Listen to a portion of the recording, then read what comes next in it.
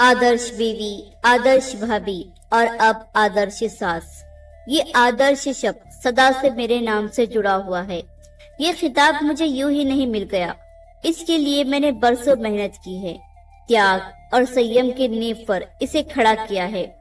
इस दुनिया में जहाँ सब एक दूसरे को लूटने, खसोटने में, बुराई करने में ही आनंद प्राप्त करते हैं, वहाँ आदर्श का खिताब पा लेना कोई आसान बात नहीं है।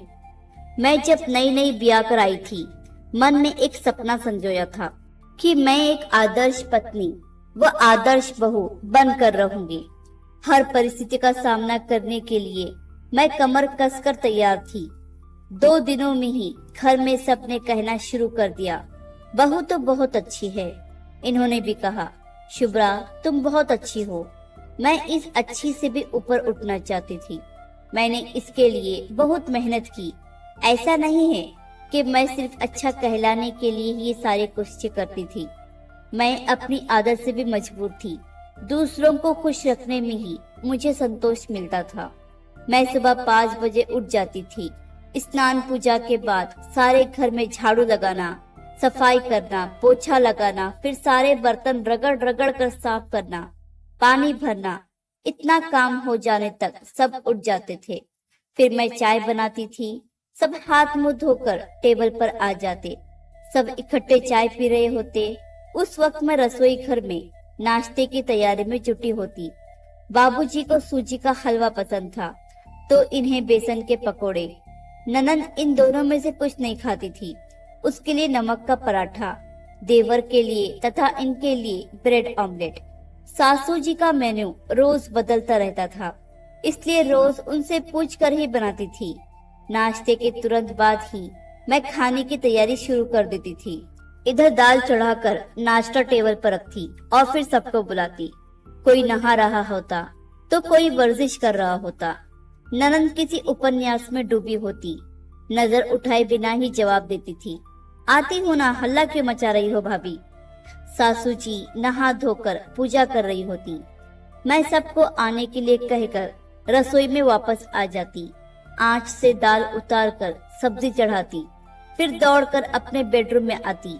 इनके ऑफिस के कपड़े निकालती, पैंट, शर्ट, रुमाल, जूते, मोजे, तौलिया, साबुन सब यथास्थान रखती। फिर जल्दी से इनका टिफिन तैयार करती। तब तक सब नाश्ते के लिए आ जाते।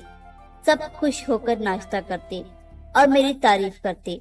ससुर जी कहते, बहू तुम बहुत ही लाजवाब हलवा बनाती हो। सासू जी कहती, बेचारी सुबह से ही काम में लग जाती है। ननंद, देवर और खुद ये भी मेरी तारीफ किए बिना नहीं रहते। धीरे धीरे मेरे नाम से अच्छी के स्थान पर आदर्श शब्द जुड़ गया। ये नाम मुझसे छीन न लिया जाए, इसलिए मैं सबकी बहुत सेवा करती, सबको खुश रखती। मगर इस भागदौड़ में मैं बुरी तरह से थक जाती थी।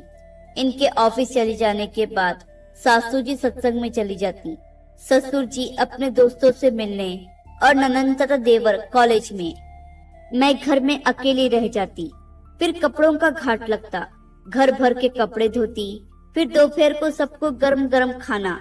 शाम को फिर वही चाय से लेकर रात के खाने तक का सिलसिला।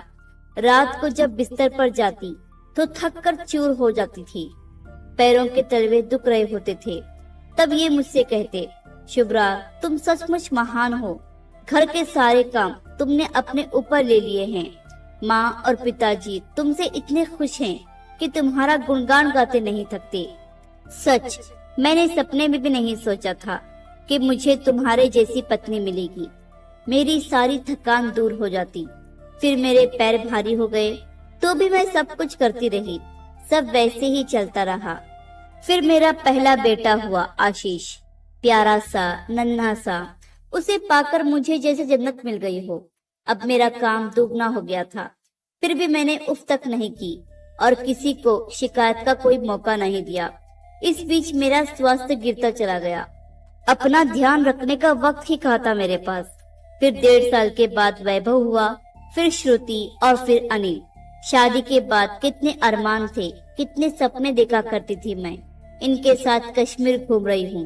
दोनों बर्फ पर बच्चों की तरह दौड़ रहे हैं, एक दूसरे पर बर्फ के गोले फेंक रहे हैं, खूब हंस रहे हैं। फिल्में, सैर सपाटा, ना कोई डर ना कोई चिंता। पर वो सब कहाँ? सपनों का नर्म बिछोना यथार्थ के कठोर धरातल पर बिछा हुआ था। मैंने ना तो कभी इनसे अपने अरमानों की बात की, उनके धूल में मिलने का डर था। कहीं वो ये न कहें कि इतनी जिम्मेदारियां हैं मेरे ऊपर। घूमने, सैर सपाटे, फिल्में देखने में खर्चे क्या कम होंगे? बड़ी मुश्किल से तो घर का खर्च उठाता हूँ। और तुम हो कि मैं बुरी नहीं बनना चाहती थी, इसलिए सदा चुप रही। हम दोनों कहीं भी घूमने नहीं गए। बच्चे बड़े होने लगे। इधर सास ससुर भी वृद्ध हो चले थे और बीमार रहने लगे थे। मैंने उनकी जी जान से सेवा की, पर वे हमारा साथ कब तक देते? आखिर दोनों एक एक करके हमारा साथ छोड़ गए। फिर हमने ननद की शादी की। मैंने अपना दहेज का सारा सामान उसे दे दिया। सब नया नया वैसे का वैसा ही रखा था। ननद रो पड़ी, भाभी तुम कितनी विशाल हृदय हो। देवर को पढ़ाया, लिखाया, लायक बनाया, फिर उसकी भी शादी की।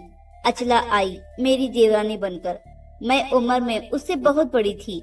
वो मेरी बहुत इज्जत करती थी। मैंने सोचा था शायद अब मुझे थोड़ी राहत मिलेगी, पर ये क्या? उस दिन जैसे ही अचला ने रसोई में आकर सब्जी काटने के लिए चाकू उठाया, देवर जी पीछे पीछे आए और उसका हाथ पकड़कर खींचते हुए उसे बाहर ले जाने लगे और बोले, तुम्हें खाना बनाने की कोई जरूरत नहीं है। भाभी जैसा खाना तो कोई बना ही नहीं सकता। मैं तो जिंदगी भर उन्हीं के हाथ का खाना खाना चाहूंगा। क्यों भाभी? मैं मुस्कुराकर बात को हंसी में टाल गई थी। फिर तो अचला कभी मेरी सहायता के लिए आती ही नहीं थी। मैं भी तो एक इंसान हूँ। मेरी भी तो इच्छा होती थी कि मैं कभी आराम करूँ, पर मैंने कभी उससे कुछ नहीं कहा। अचला हमेशा अपनी सहेलियों से कहती, भाभी बहुत अच्छी हैं, मुझे तो किसी काम को हाथ तक नहीं लगाने देती। धीरे धीरे बच्चे भी बड़े हो गए। सब अपने अपनी पढ़ाई में व्यस्त हो गए। मैं सबका पूरा ध्यान रखती। कब किसे क्या चाहिए, क्या जरूरत है, कौन से कपड़े पहनने हैं, क्या खाना है। बच्चे हमेशा लाड़ करते हुए मेरे गले से लटक जाते। माँ तुम कितनी अच्छी हो, हमारा कितना ख्याल रखती हो। श्रुति ने भी कभी कोई काम सीखने में रुचि नहीं ली। बचपन से आदत जो पड़ गई थी माँ पर निर्भर रहने की। हाँ, जब कभी मैंने खास किसी काम के लिए कहा तो वो अवश्य मेरी सहायता की। बेटे तो फिर भी बेटे थे, वे तो राजकुमारों की तरह रहते थे और मैंने भी उनकी हर इच्छा पूरी करने की पूरी कोशिश की। बेटी जब 22 की हुई तो हमने उसकी शादी कर दी। वह ससुराल चली गई। बेटे नए जमाने के थे। बड़े बेटे आशीष ने अपनी पसंद से विवाह किया। मैंने थोड़ी चैन की सांस ली कि अब तो मेरी बहू आ गई है। अब शायद बरसों से चली आ रही जिंदगी की इस आपाधापी से थोड़ी राहत मिलेगी। मगर उस वक्त मेरे दुख की सीमा नहीं रही जब देवर जी की बातों को मेरे बेटे ने भी दोहराया। शादी के कुछ दिनों के बाद एक दिन स्नेहा को काम करते देखकर बोला, ये क्या स्नेहा, तुम काम कर रही हो? अरे तुम आराम से बैठो, अभी तो हमारी मौज मस्ती के दिन है। और फिर माँ है ना, उनके होते हुए हमें किस बात की चिंता। फिर भी स्नेहा ने कुछ बोलना चाहा, मगर आशीष उसको पकड़कर बाहर ले गया। अब मेरी सास का भी एक आदर्श रूप बन गया था। हालांकि स्नेहा बुरी नहीं थी, पर जब पति खुद काम करने से मना कर रहा है तो वो भी निश्चित हो गई थी। मैंने फिर भी वक्त का इंतजार किया। वैभव और अनिल की शादी एक ही साथ कर दी, पर आरती और अनुराधा भी आकर स्नेहा के रूप में ही ढल गई। घर का वातावरण ही कुछ ऐसा हो गया था कि सब मुझ पर ही निर्भर थे। मैं न देखूं तो कोई काम नहीं होता था। मैंने भी सोचा चलो बच्चे हैं, घूमने फिरने की उम्र है। आखिर मैंने अपने अरमान दबाए ही तो थे। जिस चीज से मैं वंचित रही, कम से कम बच्चों को तो उसकी कमी न खले। मुझे तो मालूम था नई नई शादी के बाद क्या क्या अरमान होते थे। वक्त बीतता रहा, बहुओं के बच्चे हो गए, मैं दादी भी बन गई। बच्चे भी मेरे आगे पीछे ही घूमते रहे। सच पूछूं तो मैंने ही सबको पाला। बहुएं मेरा गुणगान गाते न थकती थी। फिर ये रिटायर हो गए और अपना समय दोस्तों के साथ ताश खेलकर बिताने लगे। पर मेरी दिनचर्या में कोई फर्क नहीं आया। उस दिन की घटना मैं कभी नहीं भूल पाती। मैं बीमार पड़ गई थी। बहुत तेज बुखार था मुझे। हफ्ता भर मैं बिस्तर पर पड़ी रही। उस एक हफ्ते में सारी जिम्मेदारी बहुओं के ऊपर आ पड़ी। 2 दिनों में ही वो बुरी तरह से खिंच गई। मंजली और छोटी किसी काम को लेकर आपस में ही उलझ गई। उन्हें समझाने बुझाने के बाद वैभव मेरे पास आकर बोला, माँ, इन लोगों से कोई काम नहीं हो सकेगा, क्यों ना हम कोई नौकर रख लें।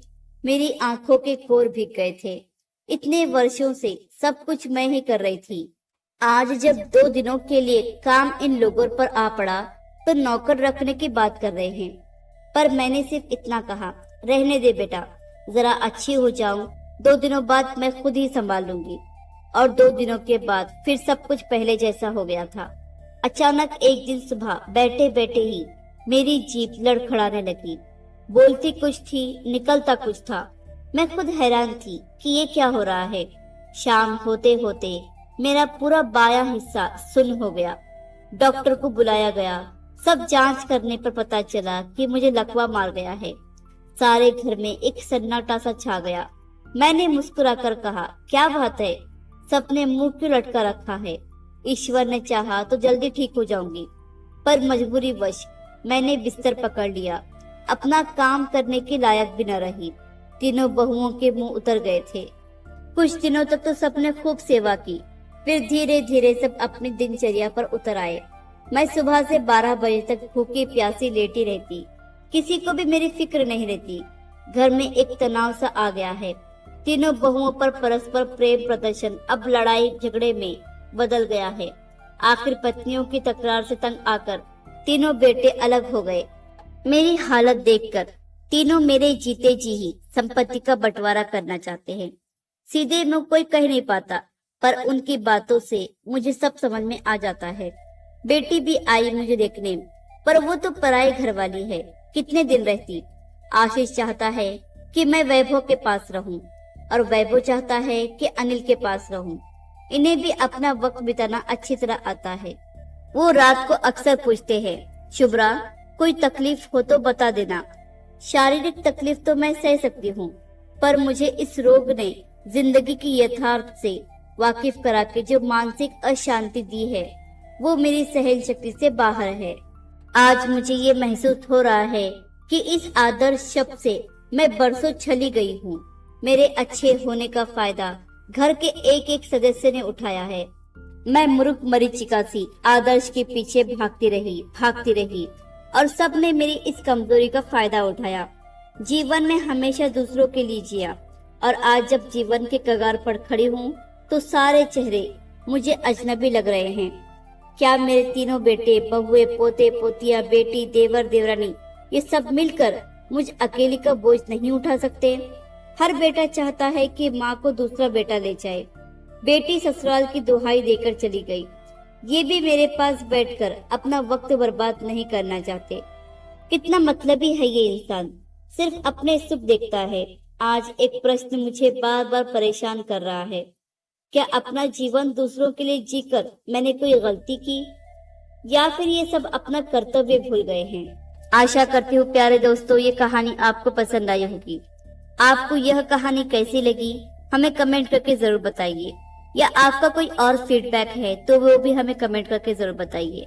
हमारी कहानियाँ अगर आपको पसंद आ रही हैं तो हमारे चैनल हानिया वॉइस को जरूर सब्सक्राइब कीजिए। कहानी देखने के लिए आपका बहुत बहुत धन्यवाद।